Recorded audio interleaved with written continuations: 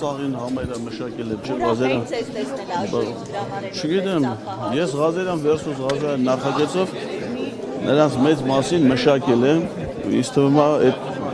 ոգևորությունը կարծում եմ այդ մշակման արդյունք։ Իմ կլիենտներն են, դրանք ես դեմ այդ բացի այդ ես դեմ այդ ներքին խմբակցություններ ունեմ, չէ՞, ՔՊ-ի ներսում։ Բա որ եկել է այստեղ չի ինձ ընդունելության չեն արժանացրել, ես բոլոր դեպքերով հաղորդում եմ, չէ՞, տվյալ հանցագործության մասին։ Մինչև Վճռաբեկ դատարան գիտեք քանի շահած դատուն է, վարույթներ ասկսել։ Իսկ ինչով էր պայմանավորված այդ բուրըն ծափարձով այդպես Այդ եմ ասում, Ղազարյան versus Ղազարյան նախագծի իմ կլիենտներն են։ Որ ասում եք ներսում փոխանցում եմ ՔՊ-ի ովքեր են ձեր։ Այդ այն բոլոր են պատգամավորները, ովքեր ինձ խտրականության ենթադրել հանցանքի կատարելով ընդունելության չեն արժանացրել եւ նախաձեռնվել է վարույթ իմ նկատմամբ այդ վերաբերմունքի համար եւ պետք է ենթարկվեն պատասխանատվության։ Դիսի գործերը հիմա բազում են։ Ես այդ ցուցակը ներկայացնում։ Արթուր Հովհաննիսյանի վրա վարույթ կա դատանի օրինական վճիռի չկատարելու մասով Արթուր Հովհաննիսյան եւ Ռուստամ Բաքոյան։ Այդ ՄԻՊ-ի որ Ռուբինյանը ասում է, ինքը ոնց որ հիշում։ Ջայլ տղա, բայց չգիտեմ ինչի հիշողություն լավ չի։ Թագուհի Թովմասյանին պաշտոնից հեռացրել են ՄԻՊ-ի հանձնաժողովի նիստից հետո այդ միջադեպից հետո այդ է ու այդ ժամանակ հələ Հովիկ Աղազարյանը ԿՊ խմբակցությունից էր այդ նիստի ժամանակ ասաց որ իրանք հարց են բարձրացնելու Թագուհի Թովմասյանին հեռացնելու ու դրանից հետո Թագուհի Թովմասյանին հեռացան այդ նիստի ժամանակ Ռուստամ Բաքոյանը ու Արթուր Հովհաննիսյանը ցուցաբերած խուլիգանական պահվածքի համար որ վիրավորանքներ են հնչեցրել ման դատանի որոշում կա որ պիտի ներողություն խնդրեն երկուսն էլ ներողությունը չեն խնդրել եւ երկուսով էլ քրեական վարույթ կա նախաձեռնել բտրեք սաղին կլինի Ինչպես է վերաբերում Ռուբինյանի այդ առաջարկին, որ եկեք բարեկիրթ աշխատենք, կառուցողական լինենք։ Ես կարծում եմ, որ այդ առաջարկով ինքը հենց իր ելույթով արդեն իր առաջարկը փշրեց, որովհետև այն խոսույթը, որ ինքը բերում անդիմադիր գործիչների նկատմամբ քննադատական չէ, վիրավորանք պարունակող եւ այլն, դա հենց իր ելույթի մեջ ինքը արդեն միջայլոց ինքը այն կերպարներից է, որը կարծում եմ դուք եք շատ ժամանակ շփվել, ձեր միջոցով ենք մենք իրան ճանաչել, ես անձնական շփումներ չեմ ունեցել։ Ինքը այն գործիչներից չի, որ ցուցաբերի հավասարակշռել։ Չէ, որ ունենայիք ձեր թիմակիցների հարցերը նորմալ է, շատ լավ, նորմալ հարցեր։ Մենք հայտարարել ենք Նիկոլ Փաշինյանին իշխանությունից հեռացնելու օրակարգը, դա մեր գլխավոր խնդիրն է, եւ մեր խնդիրն է նաեւ մեր ժողովրդի հոգսերը լուծելը մեր կարողությունների սահմանադրությամբ։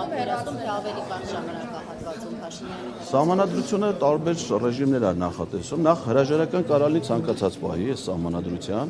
Հետևաբար տարբեր հանգամանքներում, տարբեր իրավիճակներում նա ինքը կարող է գիտակցված մոտեցում ցուցաբերի եւ հրաժարական ներկայացնի եւ մենք այդ պահանջը մշտապես ներկայացնում ենք։ Ոչ ինքնակամը ըստ սահմանադրության առաջին հնարավորությունը լինելու է կառավարության ծրագրի քննարկման ժամանակ, որովհետեւ եթե ազգային ժողովը հավանություն չի տալիս կառավարության գործունեության ծրագրին, ապա վարչապետը իրավունքի ուժը չէ, հիմա դուք իրան տենց ես սխալ եմ համարում էլի падգամավորներին որպես մեկ խմբավորում դիտարկելը, որովհետև սահմանադրությամբ յուրաքանչյուր падգամավոր առանձին ներկայացնում ժողով։ Հիմա չգիտենք թե կառավարությունը ինչ ծրագիր է ներկայացրել, կարող է այնպիսի ծրագիր ներկայացնի, որ ԿՊ-ում գտնվեն մարդիկ, ովքեր որ դեմ լինեն այդ ծրագրին կապված դրա բովանդակությունից։ Հիմա երբ որ կլինի կամ նման падգամավոր կլինի, որտեղ կստորագրվի։ Մի քանի օր հետո կարծում եմ այդ առիթը կունենա։ Նիկոլ Փաշինյանի ժողովի փոխոսնակ ձեր տեխնատություններ քննարկվելու հետո բարձ դարձավ, որ շատ դեպքերում իրականություն Մամուլի գրառումները իրականության հետ կապ չունեն, մենք ազգային ժողովի փոխոսնակի հարցը քննարկել ենք այսօր առավոտյան խմբակցության առաջ երբևէ քննարկում չի եղել, չգիտեմ մամուլի ջան։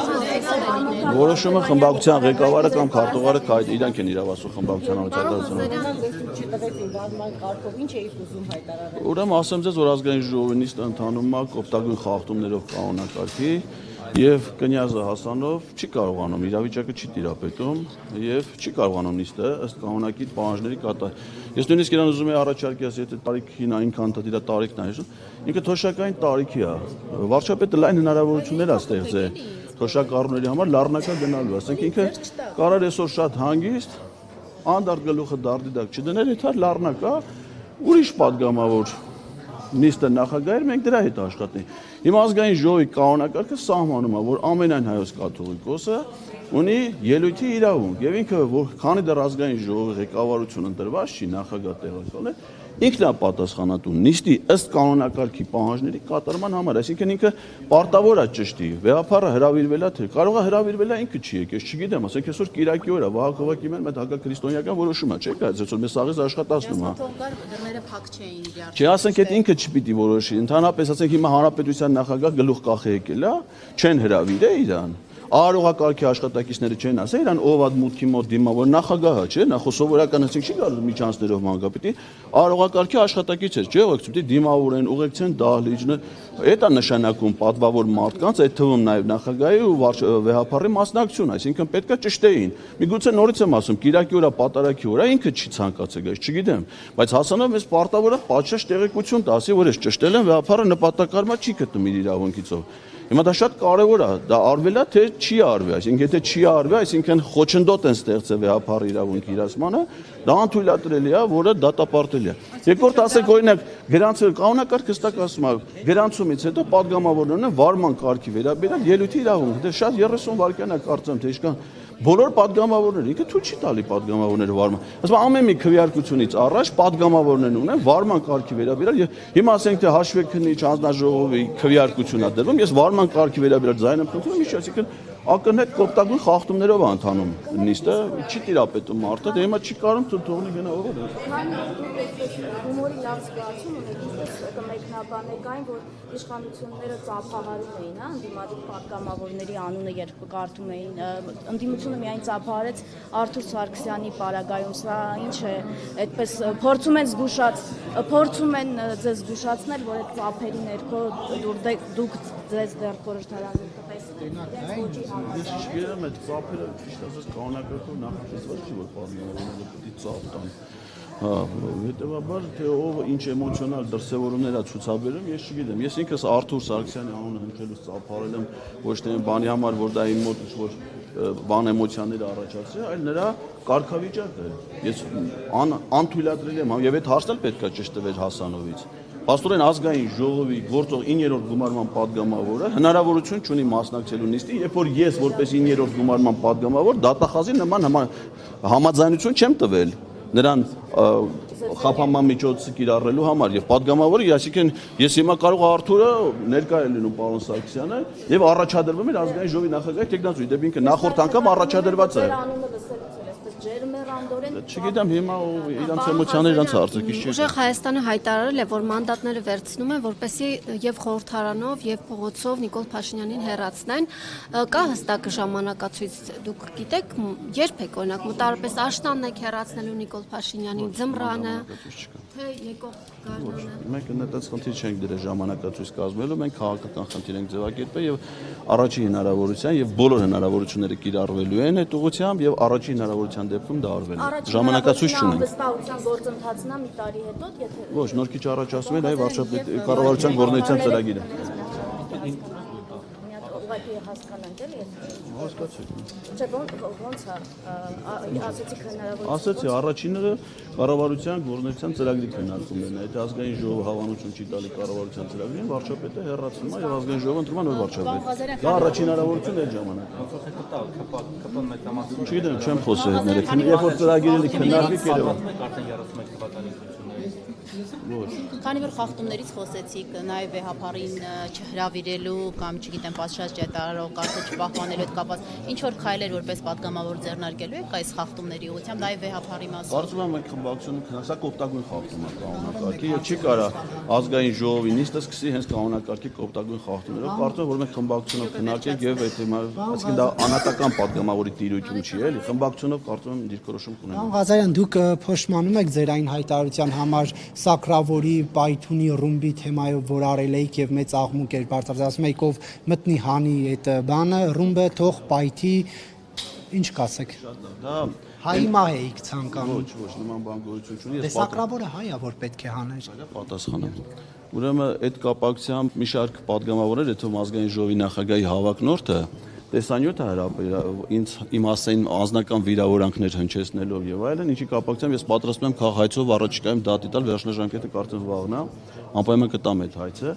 որովհետեւ նրանք Ռուբինյանին վիրավորանքի եւ զրպարտության համար, որովհետեւ այն տեսանյութը, որ իրանք մի հատվածը ընդամենը տարածում են,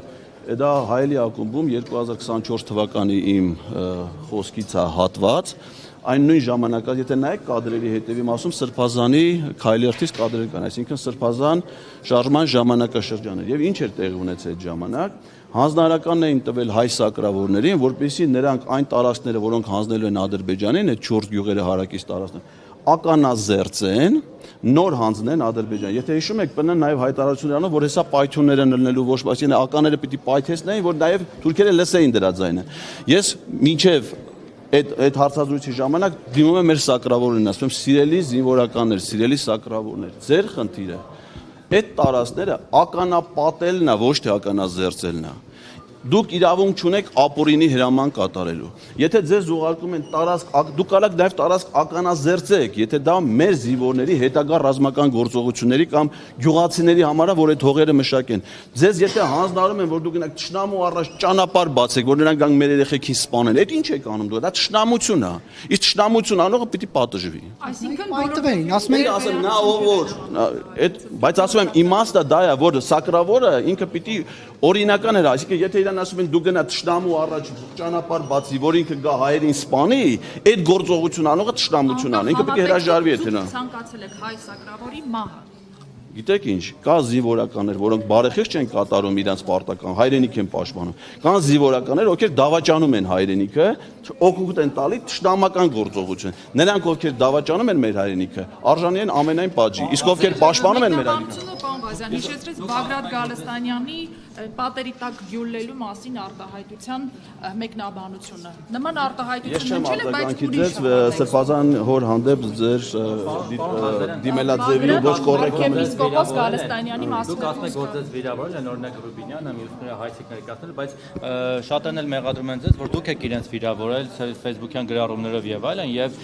հիմա եթե իրենք օրինակ հաշտության կամ համերաշխ աշխատելու կոչ են անում, դուք սրան ո՞նց եք վերաբերվում։ Օրինակ վերջին գրառումը դուք գրել եք, որ կա Հայաստան խմբակցություն, ուժեղ Հայաստան խմբակցություն եւ Արևմտյան Ադրբեջան, կամ դրանից առաջ օրինակ, չգիտեմ, Աննա Հակոբյանի մասին ասել եք, որ եթե գան իրեն տանեն, պետք է Փաշինյանին տանեն, պետք է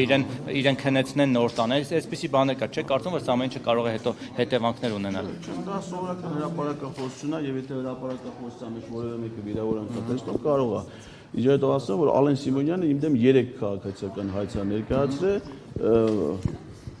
Ռոմանոս Պետրոսյանը եւս մեկը։ Դա ինչ է նշանակում։ Այսինքն որտեղ իրենք վիրավորանք տեսնում են, հիմա Ռոմանոս Պետրոսյանը Ղազարյան versus Ղազարյան իրան վերաբերող թողարկումը նստել սղագրել է